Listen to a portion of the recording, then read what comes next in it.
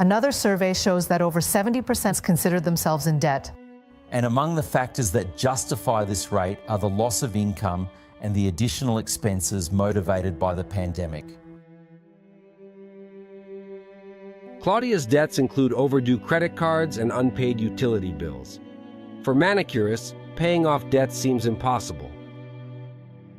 When a customer shows up bringing movement and money, we go there, hustle, and pay off some bills. As you go, there's no way around it. Squeeze here, squeeze there. In our lives, we just keep on going. The number of indebted has increased for the 11th consecutive month and reached a new record. Almost 75% of families have installments to be paid, and one of the biggest villains is the credit card. There's a whole bunch of super debtors. Last month, the percentage of families who declared themselves heavily indebted exceeded 15%. It's the highest index since September 2011. Because today I am aware of the consequences that debt brings to life. And financial problems are more likely to cause divorces than infidelity. The principles from the Bible and financial management, not only for making more money, no, but for saving your family. To avoid making mistakes that many people have made, resulting in the destruction of families, dreams, and relationships that are so important to us all. The Bible is incredibly rich, that if you apply what is inside it, there is no way you won't prosper and experience abundance in every area of your life. Because after the rich Christian, I begin to perceive life in a different manner. My financial problems were fading away. A mortgage on my house, which I would still take 8 years to pay off. I'm telling you that today I have a fully paid off house.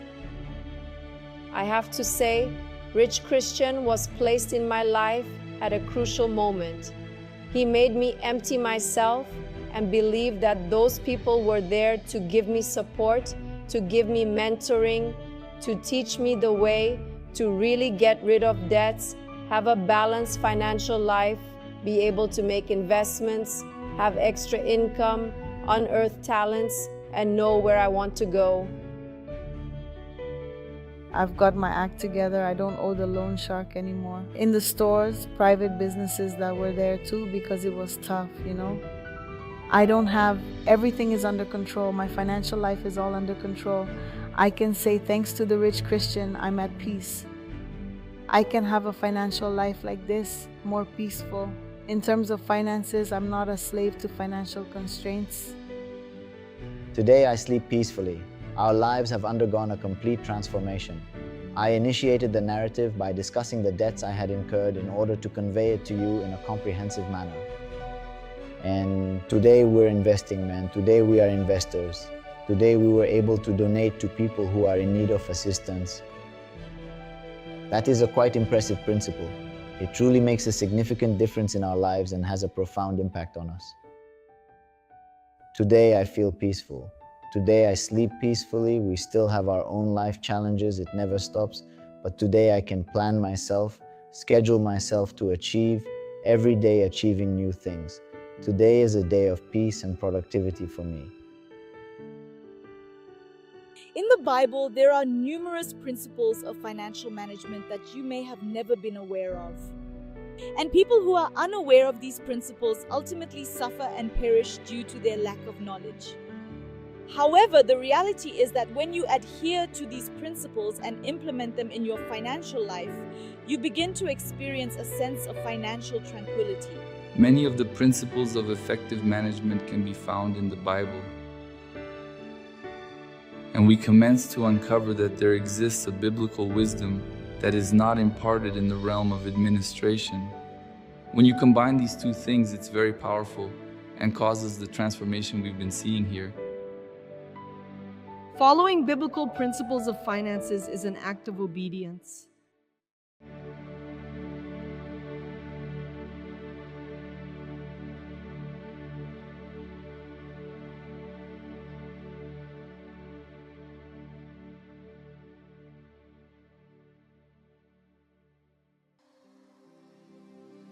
Maybe you know, maybe you don't, but the Bible tells us the story of Moses, who freed God's people from slavery in Egypt. The people in Egypt labored in exchange for food and lodging in order to endure and stay alive. They were residing in bondage in Egypt, and Moses liberated God's individuals from that circumstance. And what's the difference between them and someone who spends the whole month paying bills for food and a roof to live without being able to fulfill God's dreams in their life? They spend the whole month, it's like their story, just paying the bill.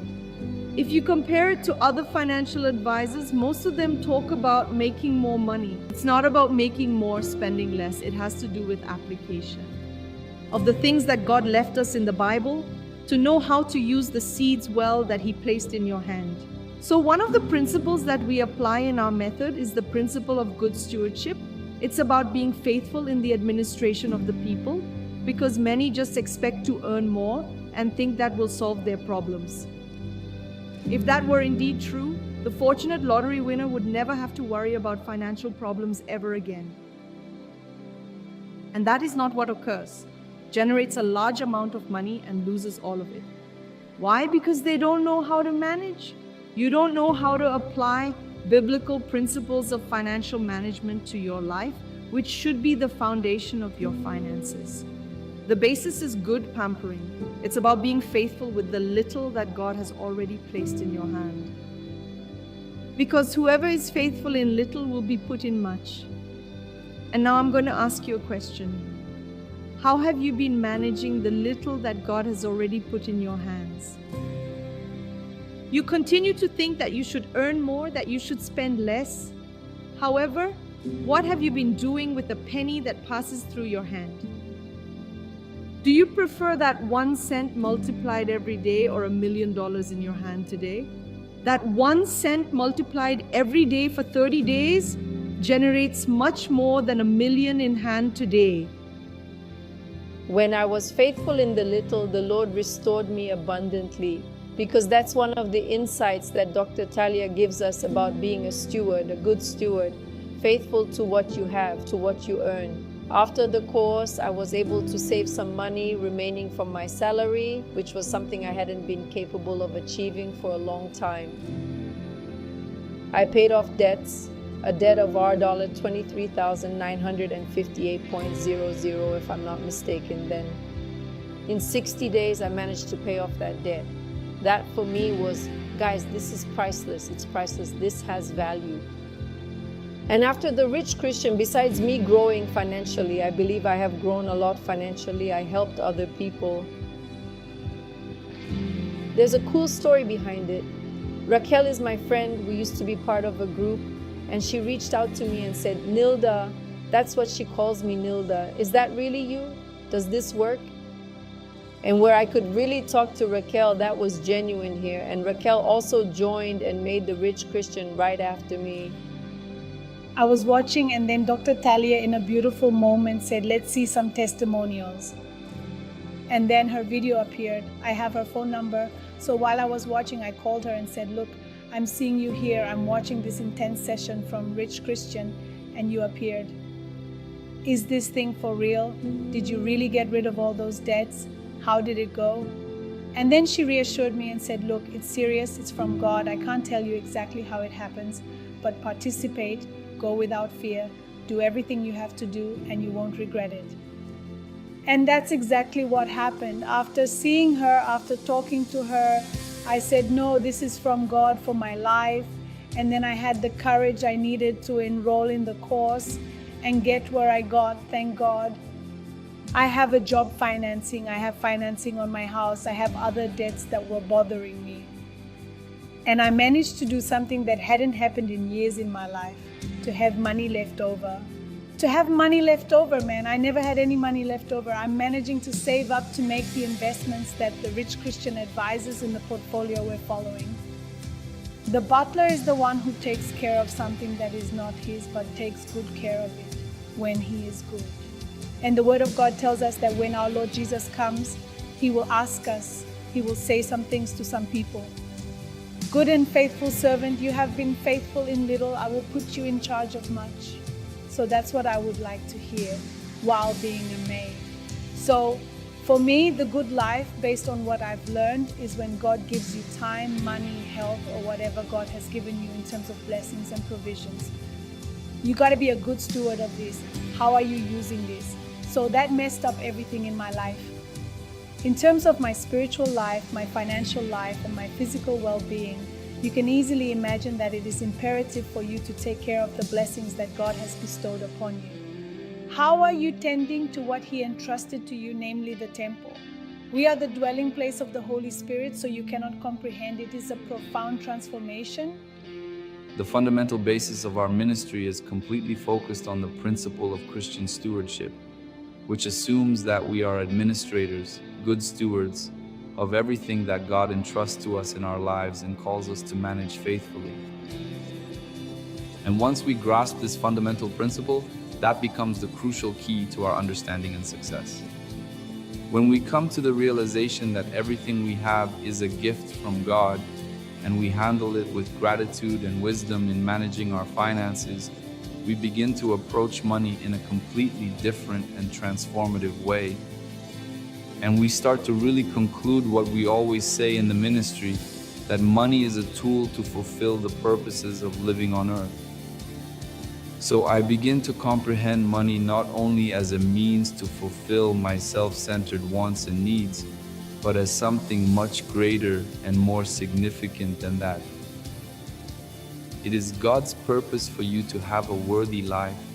It is God's purpose that you, in some way, provide for your family, that you fulfill your dreams and aspirations, and that you strive to make a positive impact on the world around you. However, numerous individuals also end their efforts at that point. Many individuals seek assistance from God. They request financial solutions from God, but they overlook the fact that they should also strive to be the solution themselves.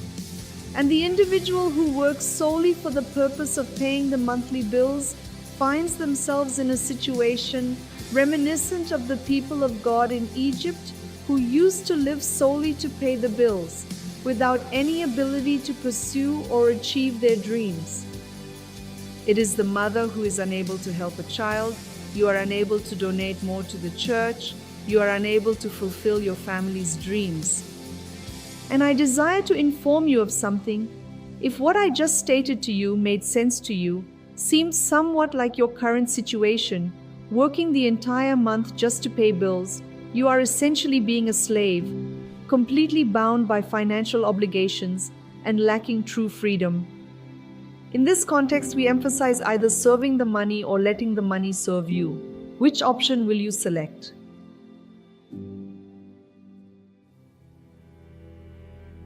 I'm from Campo Grande, Mato Grosso do Sul. My parents have always encouraged me and my sisters to study hard. Education is something no thief can ever steal from you in life. A thief can steal whatever they want from you, but your education, your knowledge, no one can steal from you. In this time of great encouragement to be studying, I noticed that it's what I liked the most, and I always paid close attention to their financial life. What I remember a lot from my childhood about this financial issue is my parents wanting to give everything to me and my sisters without being able to afford it. And they would get into consigned loans, into overdraft. My dad, with a really good heart, always helped his sisters, his family, and he even gave almost all of my mom's salary to help his sisters. That was very noble, but it caused a big mess at home. Due to the fact that when my mother had the desire to exercise control over the finances, avoid paying interest, and not be subjected to the burden of the overdraft, while my father didn't place as much importance on it, I came to the realization that the situation was kind of like when they talk about on the plane, when the oxygen mask drops, you put it on yourself first and then on the other person who is with you. It is pointless. If you put it on someone else and neglect to put it on yourself, you will die and be unable to save another person. So You must ensure your finances are in order to be able to save someone else, as exemplified by the scenario of the oxygen mask on the plane. When I saw my dad and mom fighting over money, I promised myself that I wouldn't go through that anymore. And that is the reason why I saved money, attended college, obtained a degree, successfully completed a reputable public examination, and upon discovering the truth, I realized that I had been making serious financial mistakes that needed to be rectified immediately. I was the individual who made a promise not to go through this. I was acquiring a loan with a co-signer. I even made a purchase of a car with a co-signed loan thinking I was doing a good thing. I got myself into a financial mess because I kept taking out so many consigned loans. I thought buying a car outright with a consigned loan was a smart move. When I was not around, what was I doing once again? Paying interest. And there is a solution for that because I did not really know how to utilize the tool that God placed in my hands. I did not comprehend that every single seed, every penny that passed through my hands had a specific purpose. And I could not be a slave to consigned loans and debts any longer. Because God didn't make me for this, because I realized that I was becoming a slave to consigned loans. I mean, how was I, a fully qualified lawyer, economist, and civil servant, supposed to go through this difficult and overwhelming situation that I had no prior experience dealing with? I was in this state of total financial chaos, and I do not want to endure the same way I witnessed my parents enduring because of money and the hardships it brings.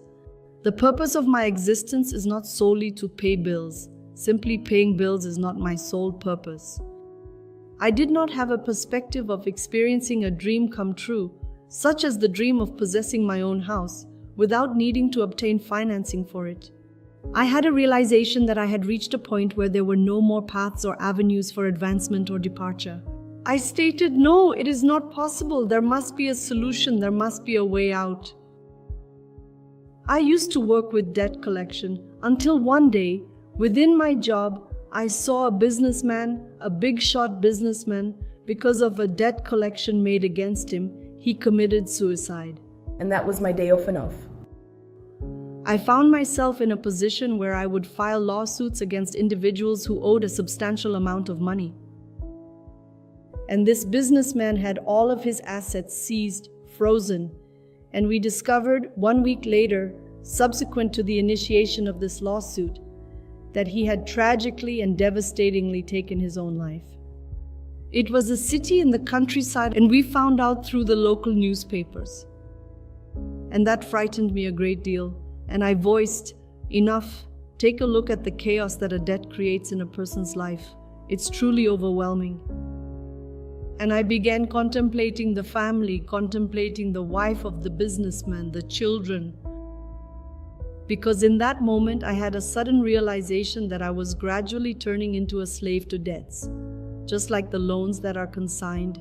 Because working the whole month just to split my salary with the bank, I said, I don't want that for myself. I'm not a slave to the bank. I can't work for it.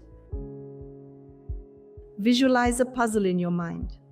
My life was akin to those scattered pieces, and I found myself in need of devising a method to intricately interlock and harmonize those pieces within this perplexing puzzle, ultimately unraveling and resolving the predicament I was currently experiencing. I went searching for courses. I took multiple courses with trainers from Brazil and other countries. And because I was in Sao Paulo, I seized this opportunity. I attended international trainings in the field of financial education, and I began assembling this puzzle, creating this method with practical tools aligned with biblical principles of finance, because I already comprehended the significance of God in our lives.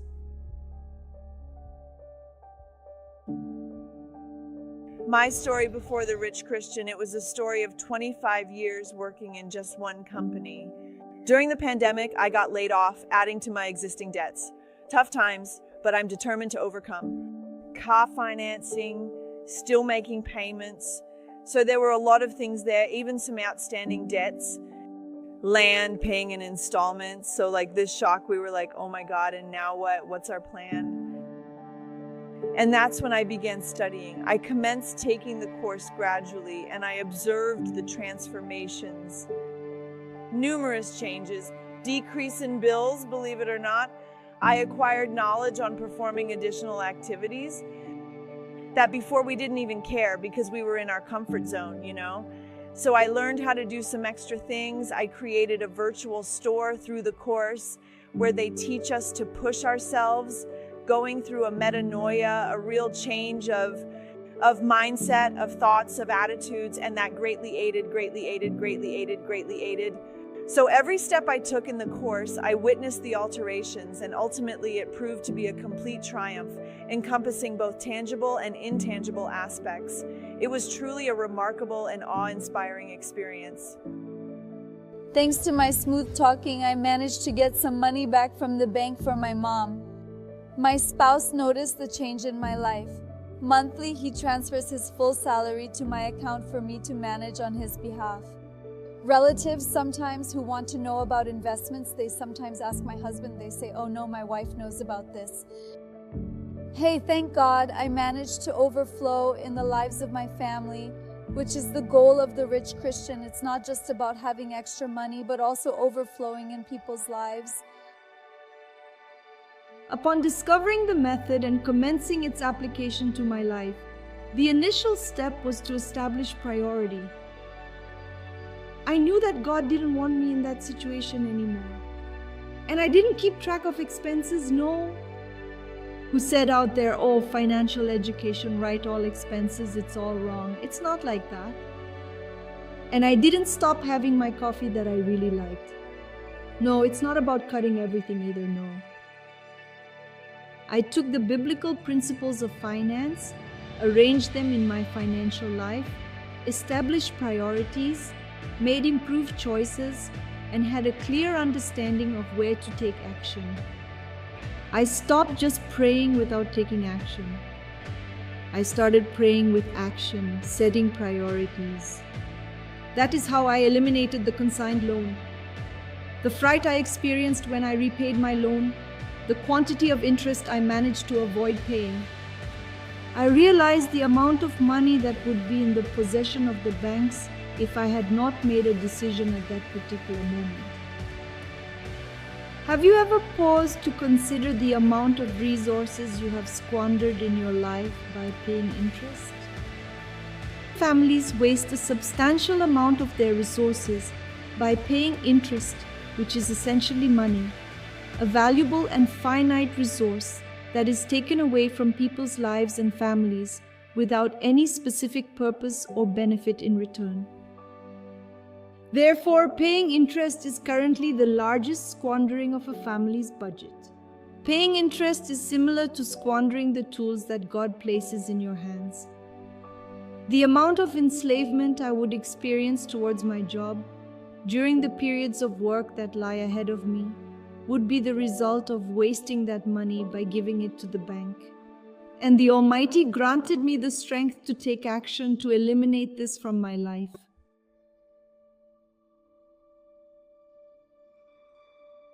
Rodrigo initiated his exploration of the digital world, I came to realize that I had a plethora of tools at my disposal, and he, being well versed in the digital world, turned to me and inquired, "Do you possess any expertise in finance?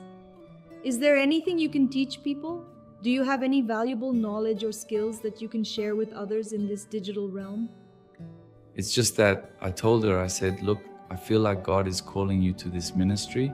And she would say, no, no way. Leave me here in peace. It's all good. I've overcome my financial life. I'm good. I'm investing. I'm financially stable. And then she initiated praying. She commenced seeking, and she initiated obtaining answers from all sides, with God communicating to her, go and expand the size of your tent. Go and enlarge your tent, because there are millions and millions of individuals waiting for this opportunity, waiting for these teachings, so that they can also experience a transformation in their financial life. And I said, I am going to show up. Then he said, I know how to do that. We do a live broadcast. We already have a channel that allows us to stream our content in real time. And if you want to do this with me, we're going to do it together. There were times when I wanted to give up, because I've even done a live with my daughter with a 38-degree fever in the other room. And I said, I'm not going to do this live today. I had to depart from my daughter to participate in a live event, so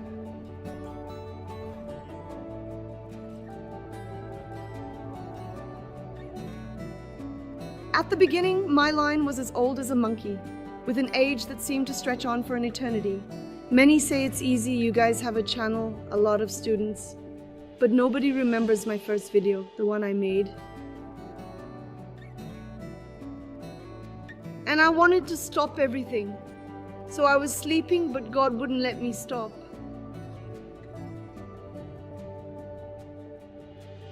Because I uttered words and He gave me a directive telling me to go and expand the dimensions of my tent, making it larger in size and capacity.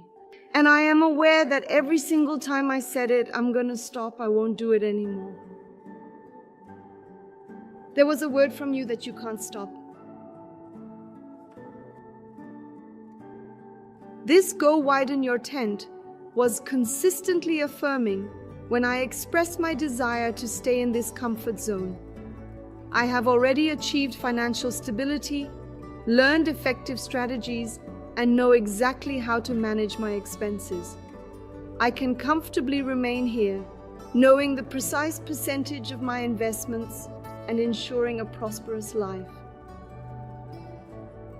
And God would communicate with me during every religious gathering I participated in. He would express, I do not desire you to remain in your current state. I desire you to grow and develop further. And then I would say once more, I am going to give up. So He would say to me, when you depart, I do not want to ask you how many exams you have passed. I do not want to know the number of exams you have successfully completed.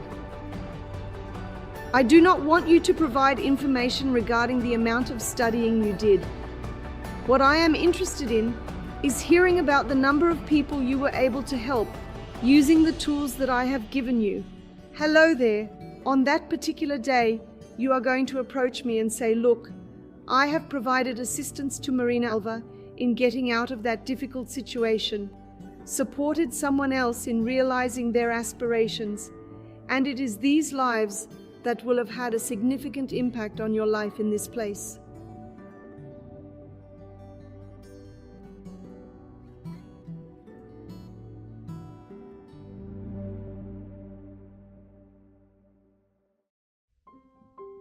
So then I took out my first consigned loan, already pledging my state salary.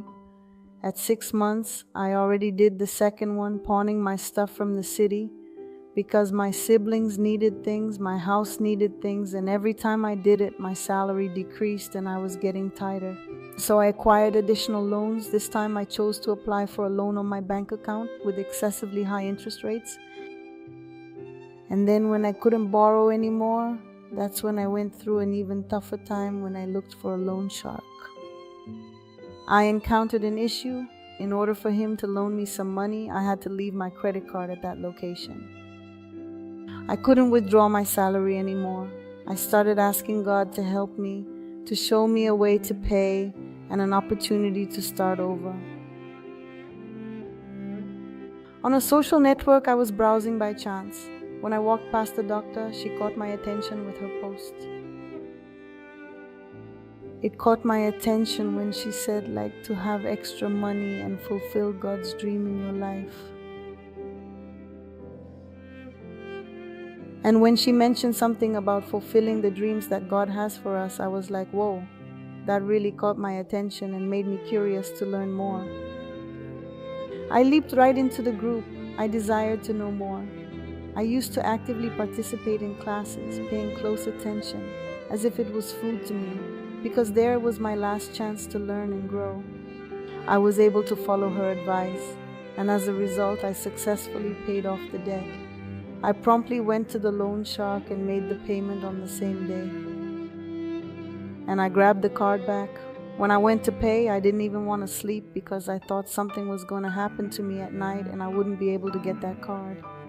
I celebrated a great deal, you know. It was a feeling of freedom, a first step forward.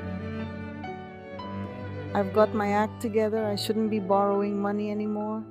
In the stores, private businesses that I also had because it was difficult, I have everything under control. My financial situation is completely under control. I do not have any worry or concern. One of the things I constantly had was power outages. I couldn't handle it.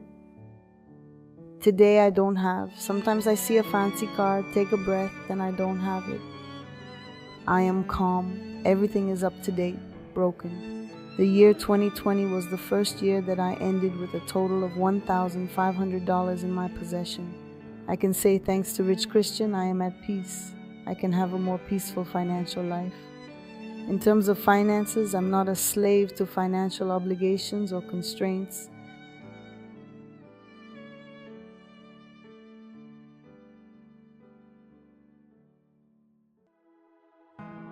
The truth is that the majority of Christians are not educated about this, about financial education, about managing their money, and as a result, we have numerous students, pastors, and missionaries who, upon learning from us, express astonishment, stating that no one has ever taught them this.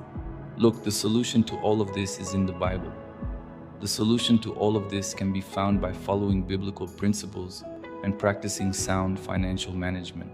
And that is truly powerful. I believe this is the primary secret behind such a great deal of transformation that we have witnessed in the ministry. This ministry has already impacted millions of lives. There are tens of thousands of students, and we would have testimonials from people, life-changing testimonials from people that we could have even after more than a year here, and it still wouldn't be enough. So if it weren't for the Rich Christian, probably the access to this concept, to this information, because the attitudes, they go against the change of mind. The change of mind.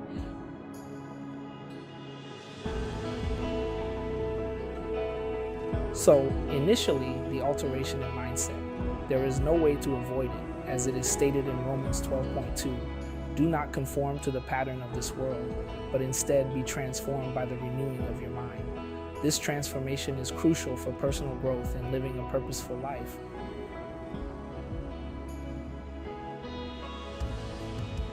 However, in the present day, if you take a look, from 85% to 90% of individuals, they are in a state of debt.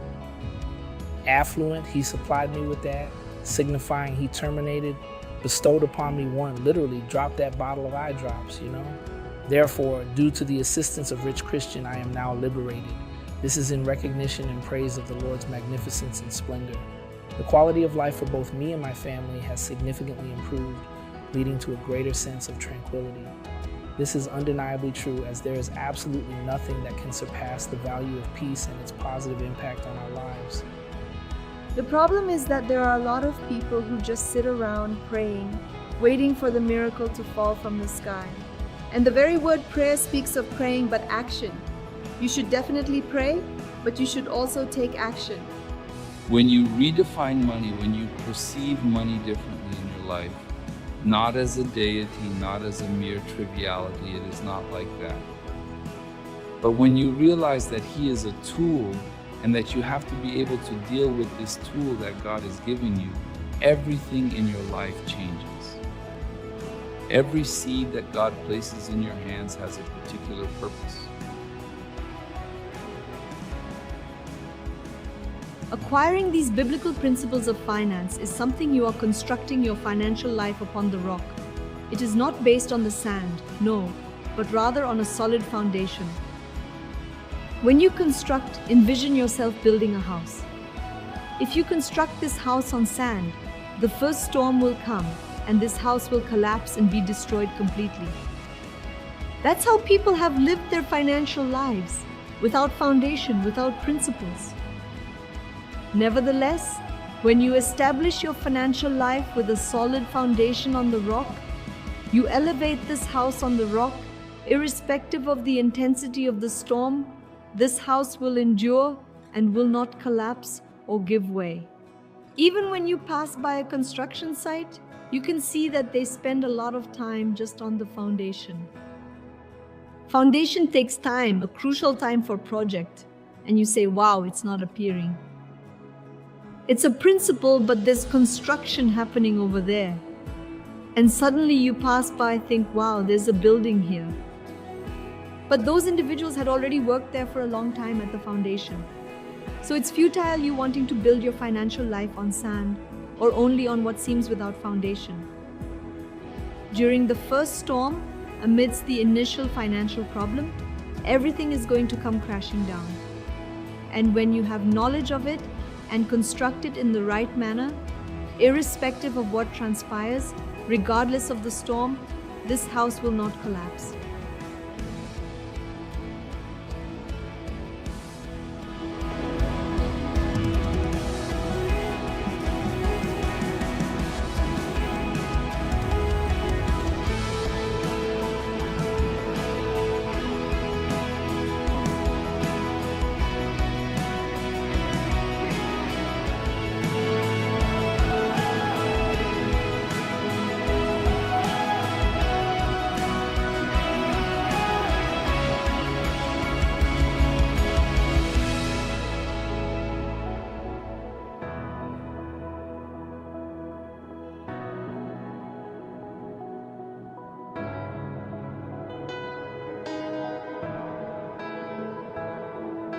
So, taking it from the Bible, extracting the principles that are foundations, you construct a dwelling on the solid rock, ensuring stability and durability for your house. This individual is Jesus, and he possesses the teachings that he left us with.